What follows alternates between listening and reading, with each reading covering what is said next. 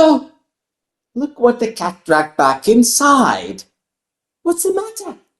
Got bored already from TGS's unlimited amount of Mortal Kombat 2 playthroughs, and you came crawling back to me? You opted for this guy. You said I was rude. Such is the intelligence of your generation. Truthful remarks equal insults for you. Let me tell you something, though. The only thing that I find insulting is that the content creators out there on YouTube that have 1/4 of my charisma, yet quadruple the amount of subscribers. So, I could fix this for you, but it won't come for free. How? Yeah, I knew you were unintelligent. Press like, subscribe, and that notification bell so that you can keep yourself posted to my shit. And as for me, I'll get going with my video. Have you subscribed yet?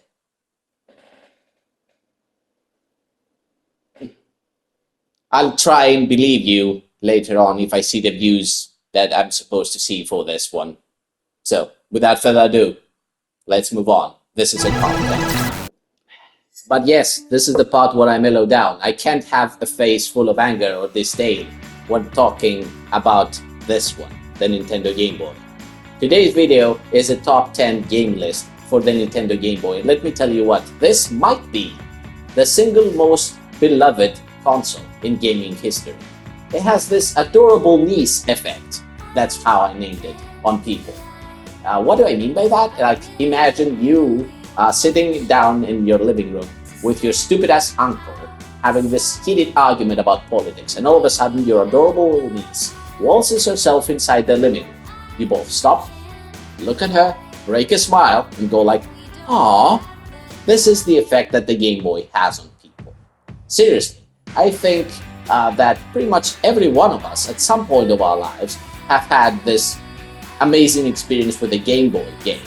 And that's how it actually stole our hearts. But anyhow, this is a top 10 list for the Nintendo Game Boy. All the games will be from my personal collection, so there has to be some rules that need to be followed.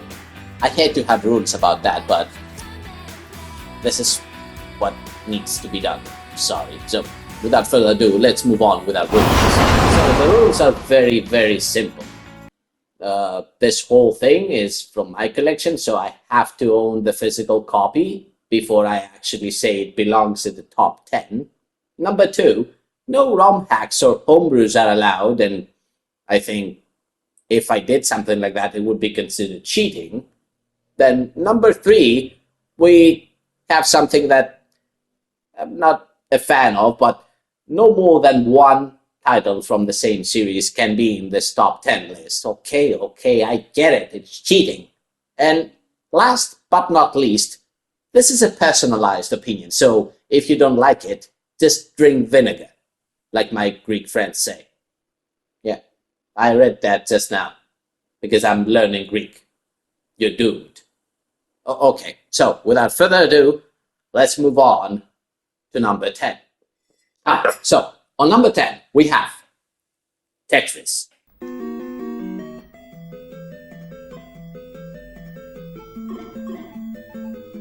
Now, before you start mumbling, this is simplicity at its best. The only other so simple and repetitive game I've played that is just as good as this one, or even better, is Pac-Man. None other even go near to the realm of Tetris. And let me tell you something else. Did you actually know that Tetris is the second best-selling video game franchise of all time, with over 520 million sales?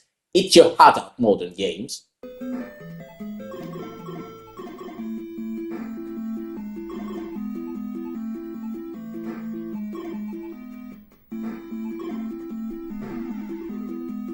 I even remember the commercial on the television for this one. There was this cyber guy with a link cable connecting to Game Boys to play with this other kid, and he actually got wrecked.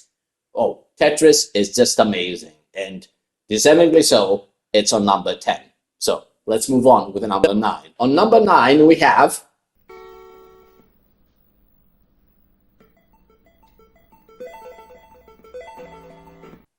Street Fighter 2. And let me tell you something, Street Fighter was a big deal back in the day. You have to understand that when Street Fighter came over to the UK, in the UK, it single-handedly tipped the scales in favor of the Super Nintendo. So we're talking about a really big franchise. Having this for the Game Boy on the go, it was a luxury. So this game has some omissions, has some minor issues, might be missing some frames here and there, a little bit on the jerky side, but especially playing it on the Super Game Boy with these personalized frames around it, it was a blast.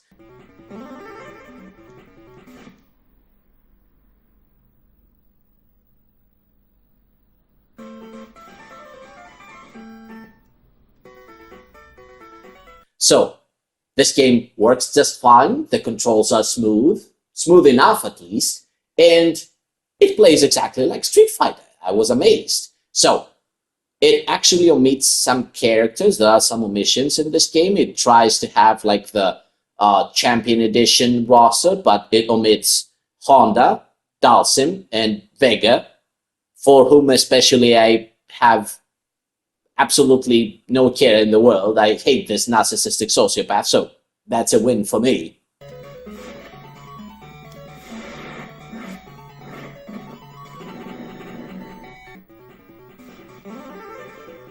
So the move list, the move sets of the characters kind of remind me a little bit of Super Street Fighter, and the mug shots of the characters is also from Super Street Fighter. So if this is a weird mixture, it might actually say Street Fighter 2 on the outside, on the cover. And let's not forget, this one, when combined with the Super Game Boy, is one of the few games that can do that. You can actually play a two-player mode without the need of a second Game Boy or a link cable. Great game. This is a luxury, having this on the go, and deservingly so for me is number 9 on this top 10 list. Let's move on to number 8.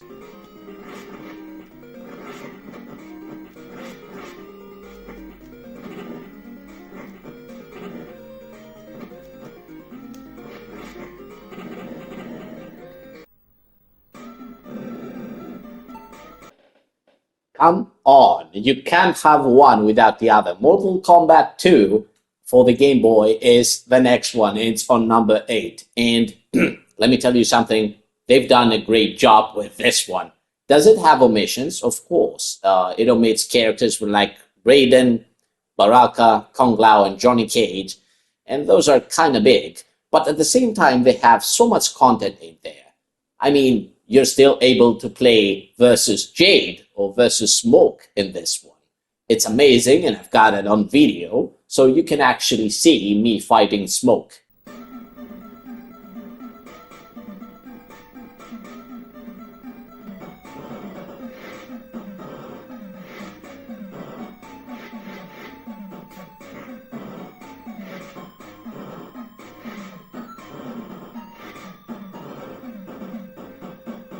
And Jade.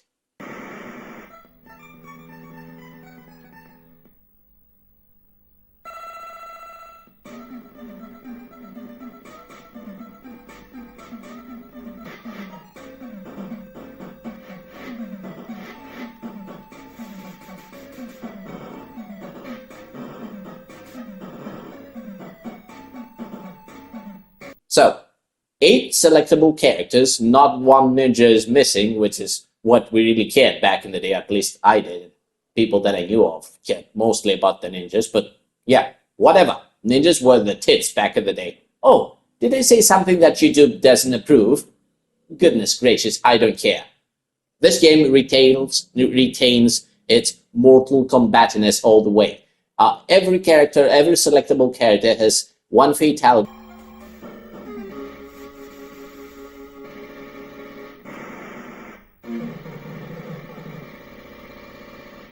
One fatality,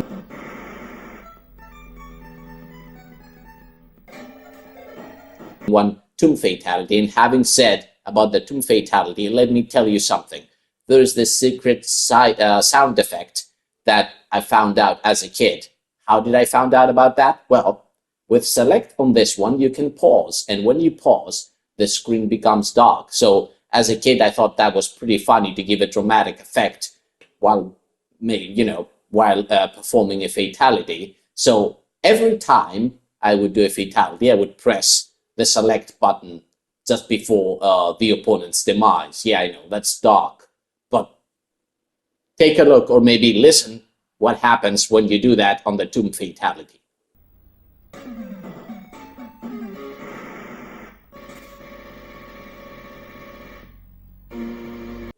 So this one also misses the Kintaro fight, but if the Kintaro fight would be in this game and would be anything like the Super Nintendo one, it's maybe for the best that they left him out. You can still fight Shao Kahn.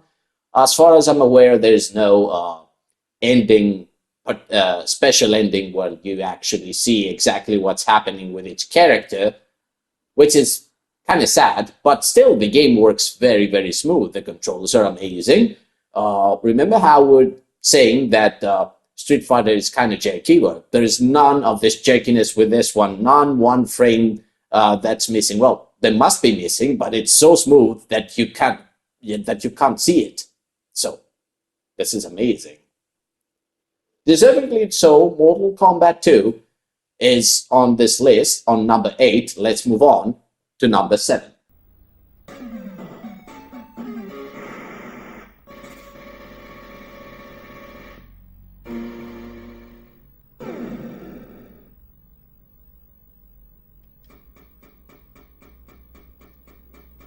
And on number 7, we have Probotector. What is Probotector? This is basically Contra. Yes. Yes. That's us in Europe having stupid decisions about censorship. But anyway, this game plays amazingly. It's super smooth, fast-paced, motion blur non-detected, which was a thing, especially in the earlier era of Game Boy. Later on, it kind of diminished. And especially, I think, with this one, it was, I don't remember the year this came out, but they might have solved that problem at that point. But this game works just, it's amazing. It's spectacular. I don't know what else to say. One-hit deaths, super challenging. Yes, I said that about the one-hit deaths. I was really happy about experiencing something like that. The boss fights are grand, and I would take this one over the original NES Contra any day. That's how good it is.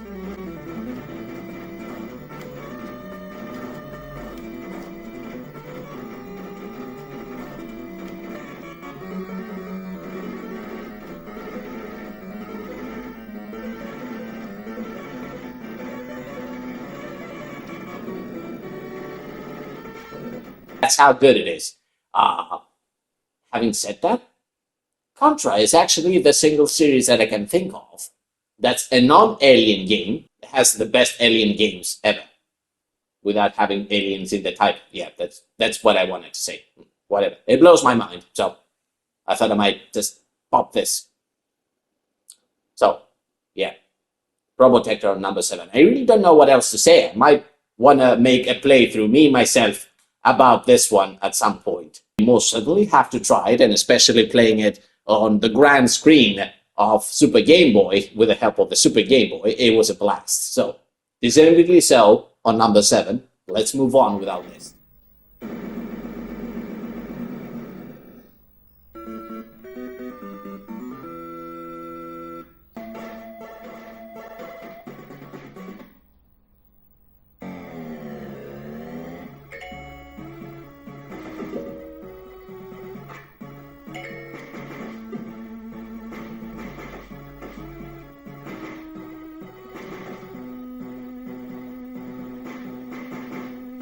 Six, we have RoboCop. And let me tell you something, as a kid, I loved the movie.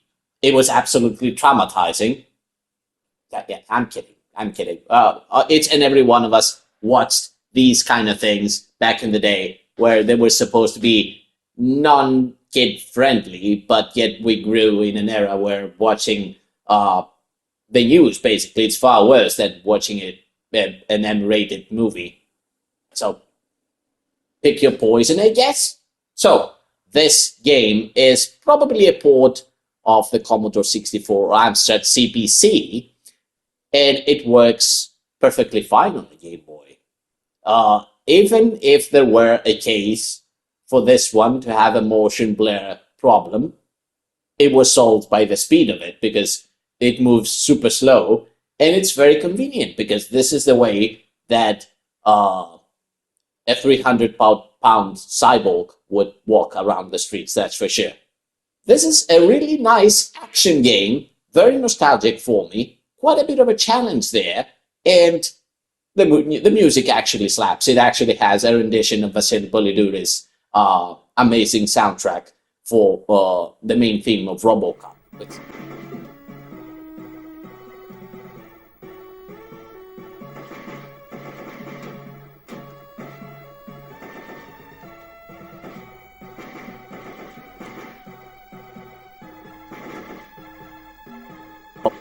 Which is just grand. If I had one main gripe with this one, is that the ending is kind of lackluster. I would rather prefer to have something else other than a plain screen with a text that says, "Nice shooting, son. You have saved the president."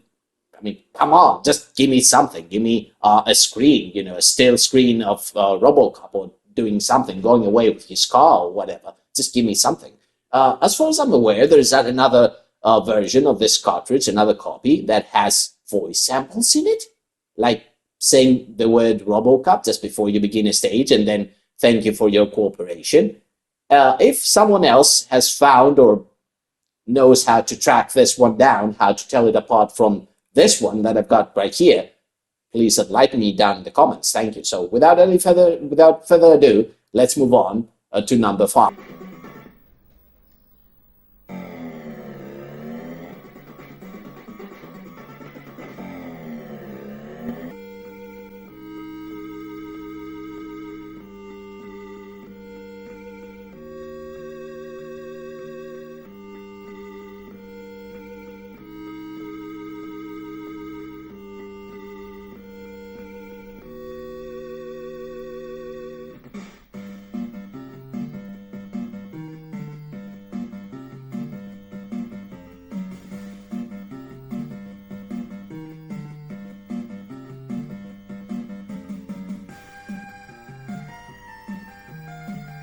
Next up on number 5, we have Batman by Sunsoft. And let me tell you something, much like RoboCop, my infatuation with Batman started with that late 80s movie of Tim Burton's starring Jack Nicholson and Michael Keaton.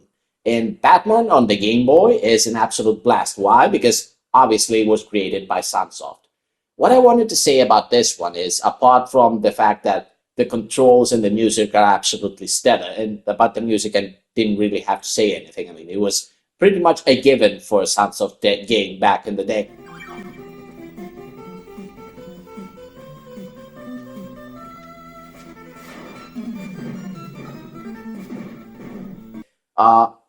This is a prime example for me that graphics don't make a game. I mean, look at Batman.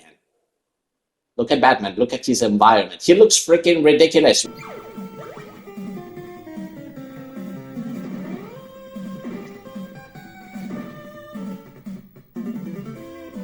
Wanted me to further show you what I mean. Look at him just in front of the Joker. Yeah, this is basically Jack Napier, but he becomes the Joker after that. That is the same sprite, believe me when I say so. Look at him. He's half his size.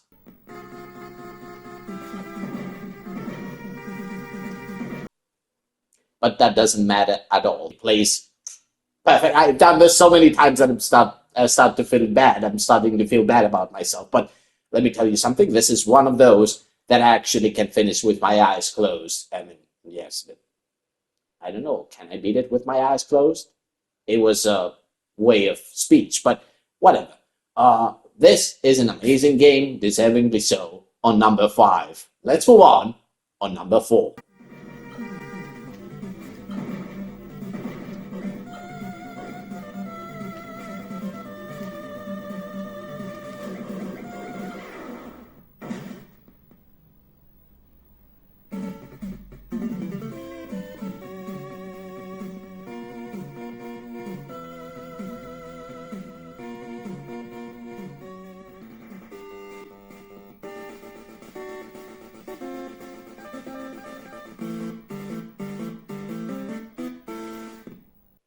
On number 4, we have Mega Man, Dr. Wily's Revenge. And this is one of the hardest games I beat as a kid. It absolutely slaps. It absolutely slaps. They brought it over to the Game Boy, created an entire pendology. Is that a thing? You could say it. Yes. And it it has nothing to do, at least has barely anything to do with the NES versions of the game. It shares some Robot Masters. It actually combines the Robot Masters, some of the Robot Masters from the first one and the second of the series on NES. The stages look nothing like each other, so it's not a direct port of one or two or a mixture of those on Game Boy. It's actually a different game. If you play it, you'll understand. And the stages look kind of cropped because of hardware limitations, but the sprites are nice and big. There's no motion blur. The jump is kind of floaty, but the action is there. The pace is amazing, and it's actually super challenging to a point where it's the golden balance for me. I don't know how else to describe it. Plus, the music absolutely slaps. Take it in with Cutman Stage. This is amazing. It actually destroys the NES blows it out of the water. Take a listen.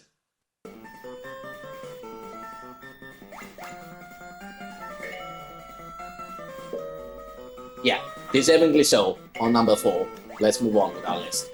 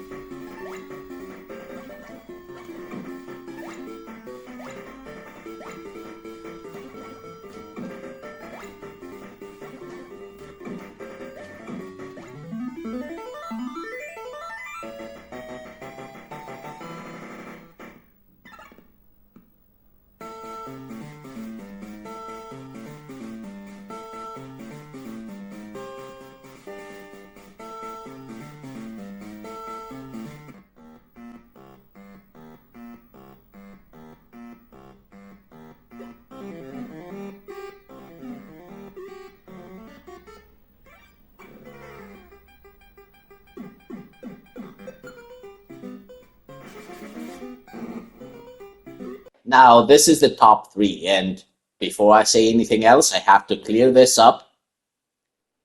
Any of these 3 could have been on number 1. Like, it was that close. I mean it. So, coming up on number 3, Super Mario Land 3, Wario Land. Now, where do I start with this one? I'll start with the obvious thing. How did they fit so much content into this single cartridge? I have no idea how they did this. It's a technological marvel. I can only think of a few other games that did this in Nintendo history and history in general, but oh my goodness, big, ridiculously funny sprites for you and for the enemies. So much content in there, and it was grand how they distinguished Wario as a character on this one versus Mario.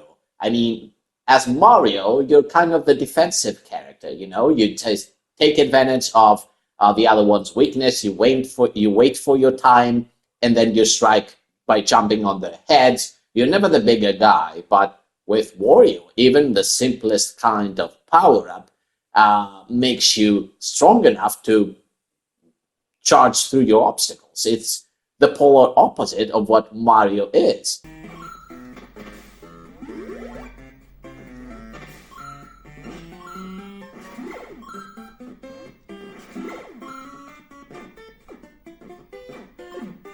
And Wario actually is more like Indiana Jones, going around finding different kind of treasures hidden, peppered through the world, this grand world of this huge island. I don't know, like so many secrets in this one, so many secrets. I tried making a playthrough with this one. I had to split it to 4 parts to show the entire thing. It was more than 2 hours long. And for a Game Boy game, believe me, especially when you know how to beat it and you know that going as fast as you can won't take you under 2 hours.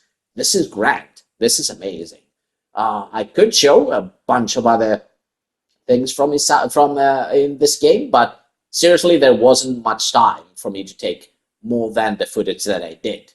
It's an amazing game, definitely deserves more than a playthrough if you haven't tried it before, and deservingly so, it's in the top 3. I almost feel guilty on how this one isn't actually being top number 1, but it was a close thing for me. Like, it was an ordeal. Just making this video coming up to the top 3 was too hard for me. So, yeah. Like I would care what you think. So let's move on to number 2.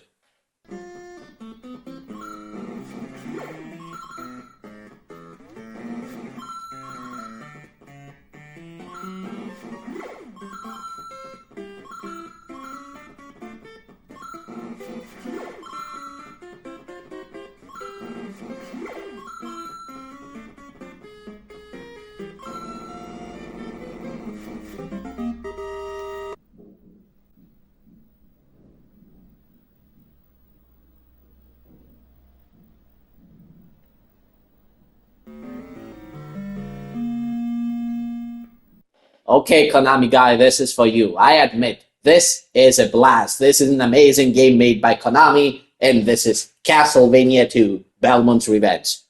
A single platformer, or number 2 of this list. Do I need to say more? This could have easily been the real number 2 on NES, you know. We could have got rid of that atrocious Simon's Quest thing. We could have this one. Music, the graphics are Castlevania-ish. The stages, challenge, the option of you being able to choose whichever level you like.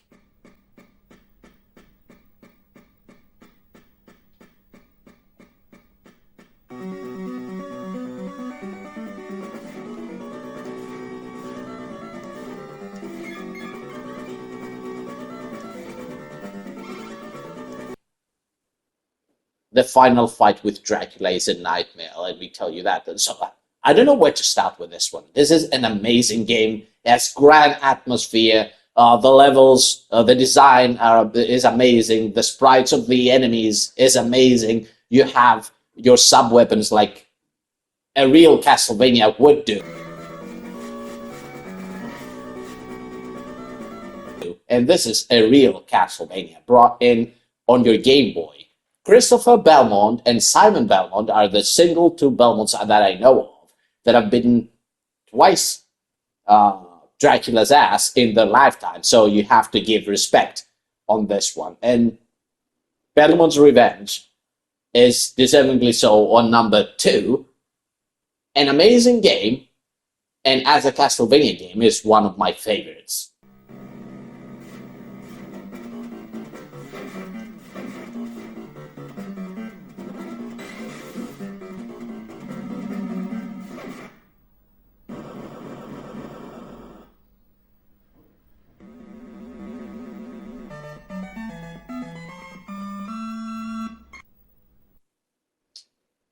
So, yeah.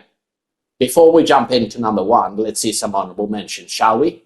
So, in an honorable mentions, we have, of course, the Pokemon games for the Game Boy. If it wasn't for Pokemon, I would have actually not liked RPGs. Yeah, for me, it's that much of a deal.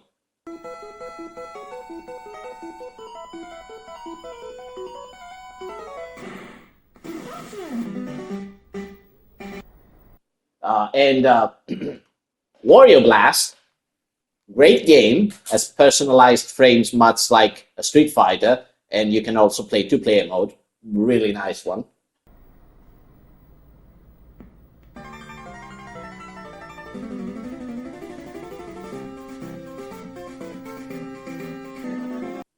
R-Type, really nice translation for this one on the Game Boy.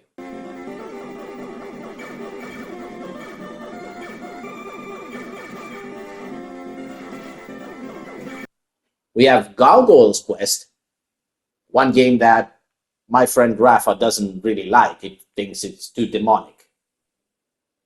yeah, coming from the guy that absolutely loves Berserk, I would go Berserk just by thinking about this.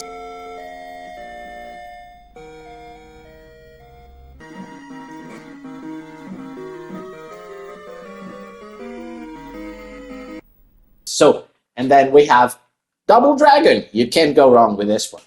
So, those were our honorable mentions. Let's move on to our number one.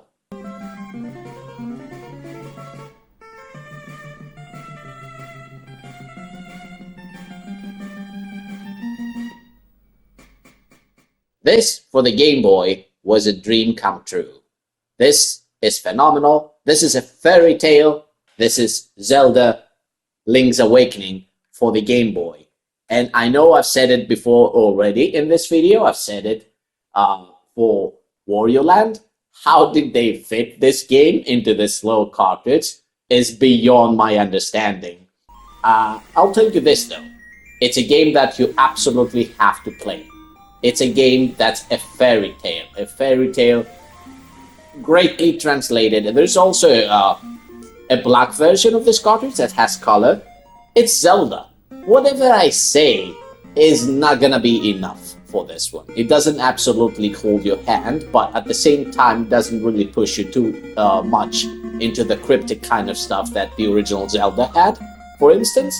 So it might be the better choice for someone that hasn't played Zelda before.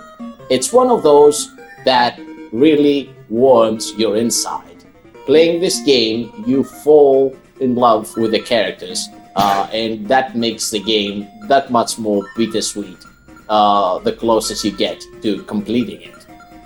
This is definitely one of those that I could replay the intro every time. Like I could play it like 4 to 5 times if I make the sweet mistake of switching on this console. And there is a sweet reimagining of that on the Nintendo Switch if you're interested. Deservingly so, I know I've said this thing like far too many times, on number one, and fight me for it. This is actually one of those games that back in the day definitely sold Game Boys on their own. So, that's my top 10 list. Of course, it's a personal opinion. I'd like to know yours down in the comment section. If there's a game that I omitted, it's probably because I don't have it. I don't really think anything tops Zelda Link's Awakening, though. So, nice doing this one. But now I have to be my everyday self and tell you, shoo, go away. And don't forget to subscribe. If you reach to this point of the video and you haven't done this already, you're far worse than those that go like 2 or 3 minutes in and just pop out of it. Okay? So, subscribe, notification bell, everything that goes with it, and shoot, go away.